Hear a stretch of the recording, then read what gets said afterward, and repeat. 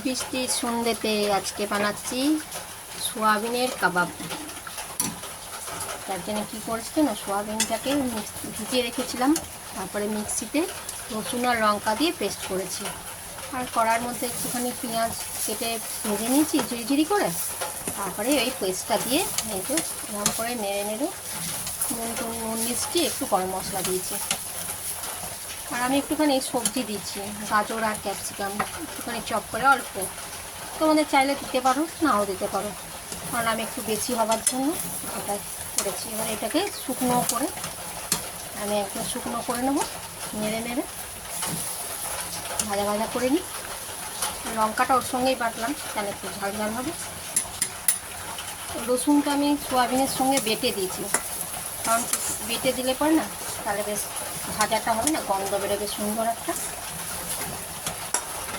এই যে আমার ভাজা হয়ে গেছে, এবার আমি এটাকে তুলে থালায় ঠান্ডা করতে দেবো।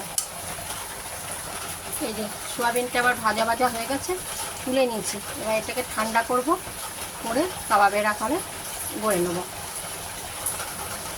আমার ঠান্ডা হয়ে গেছে সোয়াবিনের ভাজাটা, তো আমি এবার না এগুলোকে কাবাবের আকারে গড়ে নেব।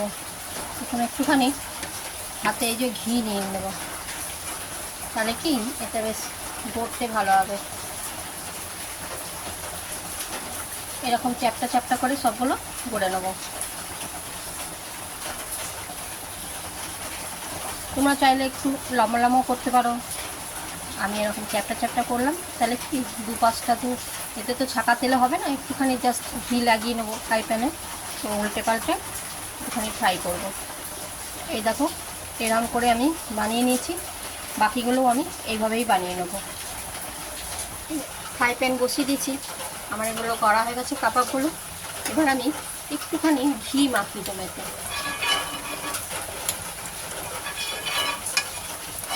মাখন দিয়েও হয়, কিন্তু মাখনের টেস্টটা আলাদা হবে, ঘিয়ের টেস্টটা আলাদা হবে।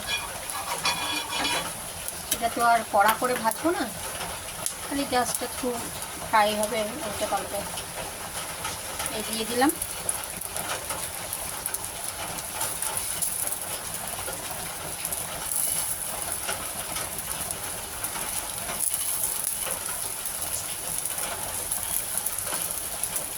হালকা আছে, এগুলোকে একটু উল্টে পাল্টে সটে করবো। একটা পিঠ আমার হয়ে গেছে, এবার এটা আস্তে করে একটা পিঠ উল্টে দেবো। এরকম কড়া কড়া হবে।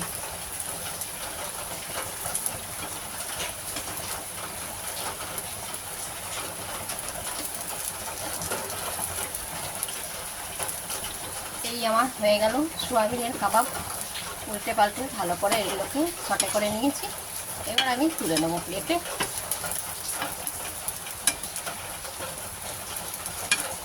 এরকম তাওয়া জাতীয় ফ্রাই প্যান কিছু এরকম থাকলে পরে না এটাতে ভালো হয়, এটাতে ভালো করে উল্টানো যায়, সেঁকা যায়।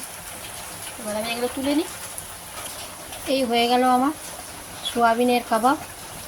তোমাদের যদি আমার রান্না খাবার ভালো লাগে তাহলে আমার চ্যানেলটাকে তো সাবস্ক্রাইব করে নিও, আর আমার পাশে থেকেও লাইক কমেন্ট শেয়ার করো।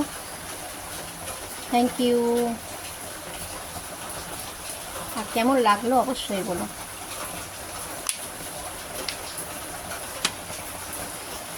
সাথে রয়েছে মেয়োনিজ আর সস আর স্যালাডের শসা পেঁয়াজ